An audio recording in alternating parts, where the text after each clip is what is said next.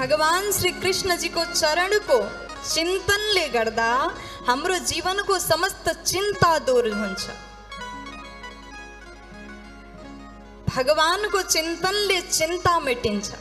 त्यसै कारण भगवान को चरण को चिंता गर्नुहोस्। हामीहरू जब जीवनमा दुःख आउँछ, पीडा हुन्छ, आपत्ति हुन्छ, त्यो समय कहाँ जान्छौं? अच्छा, अहिलेको समयमा संसारमा दुःख पीडा नहुने व्यक्ति तो कम नै हुन्छ। हजुरको घरमा दुःख छ कि छैन? छैन? हजुर भगवानसँग जोडिनु भएको छ। तर कति भक्तहरू जब हामीसँग भेट्न आउनुहुन्छ तो पहले नै भन्नुहुन्छ कि देवीजी हाम्रो घरमा यो समस्या छ, त्यो दुःख छ। मैले देखेको कुरा, मैले अनुभव गरेको कुरा, मैले कथा वाचन गरेको धेरै वर्ष भइसक्यो।